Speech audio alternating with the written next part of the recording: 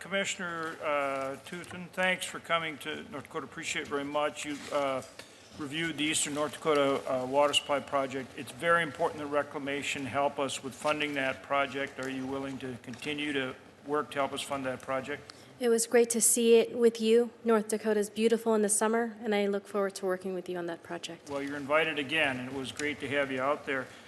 One more technical question is the funding to comply with the Boundary Waters Treaty for biota treatment is being taken out of Section 7 instead of out of Section 1, which is taking away some of the ongoing funding in Section 7. Are you willing to work with us on that and see if we can't get that addressed? Our teams are working already on that, Senator, and I'm happy to report back and continue to work on that issue. Thank you, and I want to note and thank your responsiveness. I appreciate it very much. Thank you. Happy to do that.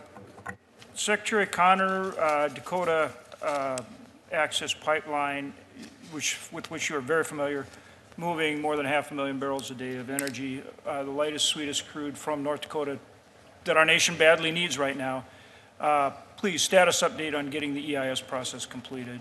As you know, it's been operating safely now for years, and what do you anticipate for completion of the EIS process? Absolutely. I'll provide an update, Senator. So, as a result, as you know, but just for the record, in 2000, the Corps was ordered to go back and do a full EIS. So right now, we are at the stage where we have produced an administrative draft EIS, shared that with cooperating partners, such as the state of North Dakota, and also we went ahead and shared that with all the tribes who have registered interest. So we've got about 6 cooperating agencies as well as 30 tribes now who have reviewed it, provide us comments.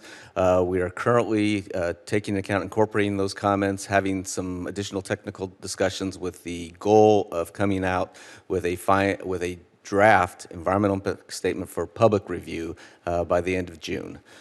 So it's a little shift from the schedule that you and I have previously talked about, and it was because of the request for an additional review period of the administrative draft EIS. So we will put it out for review, probably 45 or 60 days. I anticipate we'll get additional requests for time.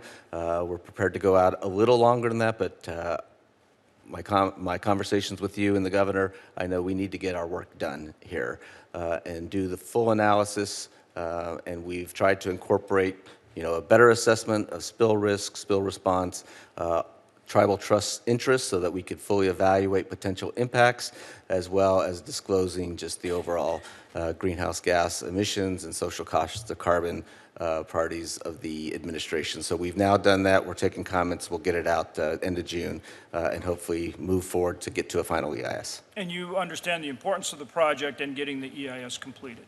I absolutely understand. Thank you, Senator. Thank you, Secretary. General, you're looking forward to your visit to the Fargo-Moorhead region next month, and your meeting out there. And I want to thank you for having your meeting, your core nationwide meeting out there for 3 days next month.